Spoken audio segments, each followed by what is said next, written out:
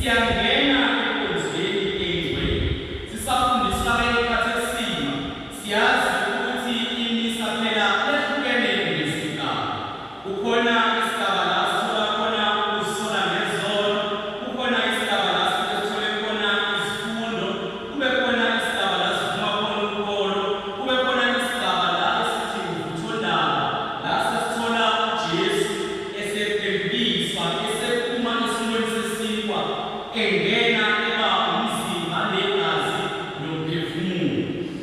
Uma ngabe eqala inkonzo sisuke sizilungiselela lokwamukela uJesu osesakramenteni oswengeke phela akwazi ukungena ngaphakathi enhliziyweni zethu uma ngabe kusuke kusenamabili.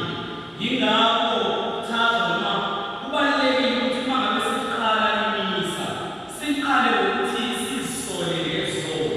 Angicacise lokhu maphathweni ukuthi inkonzo yethu asisho imlolozelo singakho ukuthi lesesiqhelile ukuthi ngiyavuma kuNkulunkulu kodwa uzuphele umkhuleko ungavange uzukhumbule ngisho isole esisodwa usenzile ngokucabanga ngokukhuluma nangokwenza nangokuphutha ngoba sisuke sivuma sisuke sivuma uNkulunkulu nawo khona emiseni elingcwele. Uma ngabe esevumile inkonzo yokuvuma izono zethu yokuthi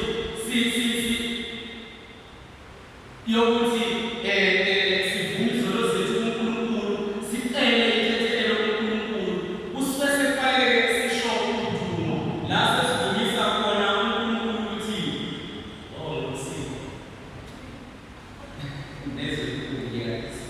la sesivumisa khona uNkulunkulu ukuthi phela sisithethelele izono zethu sesizokwazi ukungena kahle siyolalela izwi lakhe. Uma ngabe sekuphelile udumo umpristi uyasihola ngomkhuleko noma ngabe ngiphethe bandilisayo uyawubona umkhuleko ososhiwoyo sicela uthethelele umpristi okuyena main celebrant ukuthi asisho umkhuleko lo usuke uvuniwe bangalokho. Uma ngabe sesivulile lapho sisuke sesilindele ukulalela noma inhliziyo zethu usuke sekufanele zilindele ukuzwa izwi likaNkulunkulu. Uma ngabe sithi silindele ukuzwa izwi likaNkulunkulu silindele ukuthi kube khona phela abeza ngaphambili kule ndawo esibekeliwe okuyibona abasuke bezosifundela silalele izifundo zosuku. Yingakho kubalulekile ukuthi uma ngabe unikeziwe umsebenzi noma ujutshiwe ngalelo langa ukuthi kube wena osihola ezifundweni kubalulekile ukuthi uzilungiselele ngoba isona siphela isikhathi esisitholayo emiseni sokuthi silalele uNkulunkulu ekhuluma ngaphakathi thina enhliziyweni zethu ngezwi lakhe. Uma ngabe kuphela izwi ingakho futhi kubalulekile ukuthi uma ngabe ufunda nje emiseni kubalulekile ukuthi ufunde sizwe phela ungayifundeli wena endaweni yesifundo kodwa kubalulekile ukuthi ufunde sizwe ngoba silalele izwi likaNkulunkulu silalele uNkulunkulu ekhuluma ngaphakathi thina. Ngokuvamile isifundo sokuqala sitholakala eTestamenteni Elidala, vamile isifundo sesibili kuba seTestamenteni Elisha bese kuba ukuthi umpristi sesifundela ivangeli bese kuba intshumayelo uma ngabe uswelekile. Sidlule lapho enkonzweni yethu bese singena lapho nabesithi sivuma ukholo lwethu sivuma lokhu esikholwa ngakona thina ebandleni sivuma lokhu esithi sikhona thina makatholika. Uma ngabe khona esikhathi selaphana evangelini umpristi uma ngabe sifunda izwi ivangeli uyasifinyelela enkosini nani encwadini yevangeli esishayela ehambaleni ngesishashishisa sesishayelana ngomabele waseKristu.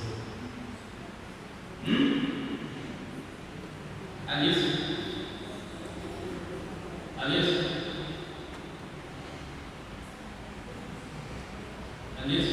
khona usho lapho lapho lapha ufake into la ekhaya esiliva yana ngeke ngiyela senzima sidabethu ngempela uma usayina sesitema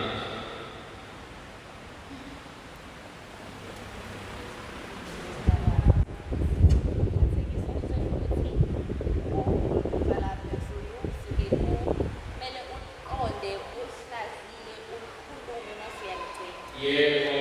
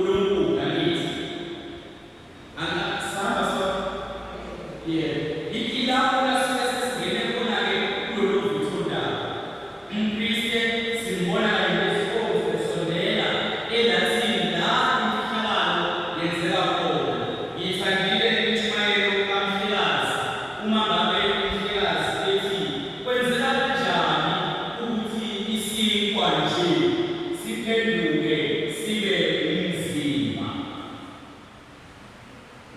Inkulu leyo kuhlala kusho umkhuleko wasemavele kuhlala nenkulu kodwa nongabo kuthiwa kwehlika ingelosi ezulwini iwuthathe umhlatshelo wemiseleni yathi nasezulwini masuke sibhubha umhlatshelo nasezulwini iy'ngelosi zisuke zinjani zikanye nathi. UMkristu uyasimema kuleyo nkonzo asimeme ukuba siphakamise iy'nhliziyo zethu ngoba usuke sekuzovela lo ongumsindisi wethu onguJesu Kristu.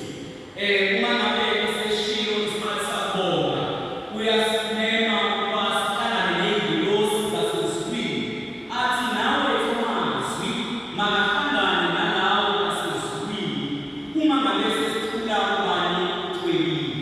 Ingaleso sikhathi-ke kusuke kufanele ngabe asididizela esokweni, kufanele ngabe akusekho ngisho umuntu ophumayo ngoba ibandla lasezulwini okuyizingelosi ezisebenza nje umsebenzi wokudumisa uNkulunkulu zisuke sezihlangene nathi la emiseleni ingcwele lawo uKristu esuke esezophendukisa isinkwa sibe umzimba, iwayini libe igazi. Bese-ke yenzeka iprocess yokuthi kuphendukiswe edathini likaNkulunkulu okwenziwa umKristu phela enkonzweni yethu yamaKatholika. Singachaza-ke kuze kushonele ilanga uma ngabe sichaza ngesakramenti elingcwele kakhulu laseLathini. Kuphela nje engingakusho ukuthi lokhu okushoyo nokushunyayelwayo ukuthi isinkwa esisimukela lapho singumzimba ngempela kaJesu, negazi esimukela lapho liyigazi ngempela likaJesu Kristu, nomphefumulo nobuNkulunkulu bakhe uJesu Kristu. Uma ngabe sesidlulile leso sigaba sokuphendukiswa kuyaye kube phela sekumele labo abasuke bezilungiselele ukwamukela umzimba kaKristu, ukwamukela uJesu azohlala ngaphakathi ey'nhliziyweni zabo. Ukuzilungiselela phela sikhumbule ukuthi usikile umKristu wayabovuma izono zakho zinjengoba zinjalo, okwenza ukuthi inhliziyo yakho ihlale imhlophe ukwazi ukuhlangana noJesu. Iyahlala imhlophe imhlophe ngoba yenzela ukuthi uma bovuma nje kube kuhlangana nesifesi khona manje. Manje ukuthi asafanele ukubukela emembeza wakho-ke lowo.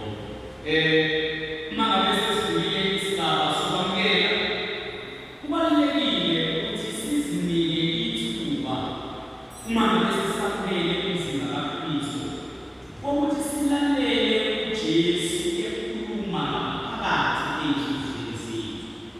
Ayikho into engenasidingo njengokuthi uma bomukela uma nje labomukela ufike ukhulume ngedolo elilodwa noma umshana ukuthi uthuma ukhuluma nalokho oseduze kwakho, ubuke ngalelo dolo lilodwa usho lowo mkhuleko owushoyo ebese emveni kwalokho usuzotila ngelinqo uselexoxa.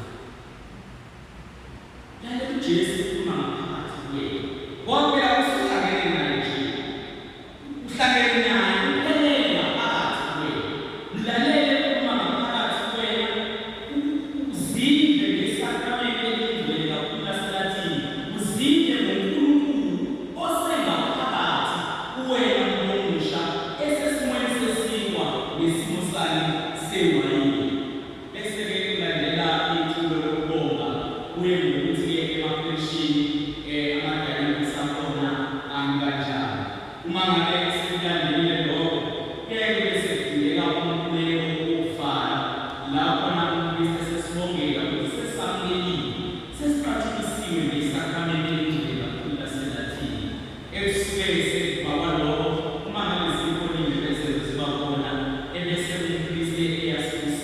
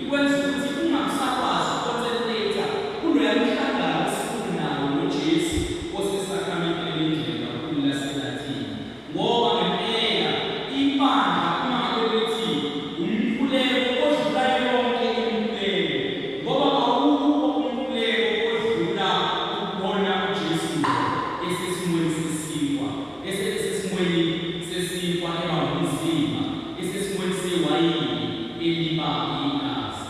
Makhathoneka kahle, asihlonipheni imisa, asikhumbule ukuthi iwona uNkosi esibizelwe wona. Yila sidumisa khona uNkulunkulu, asidumise ngenhliziyo eziphelele, simdumise ngengqondo ephelele, simdumise ngoqobo lwethu lonke emiseni. Amangaza ukubona umuntu esemiseni akakwazi ngisho ukuphendula ngendlela efanele bakuthi Nkosi yena phendula la eswini ibe noma futhi kuyacula kuluthu lele uzophinde udumise kahle uma ngabe usadumisana emiseni ngoba la phelele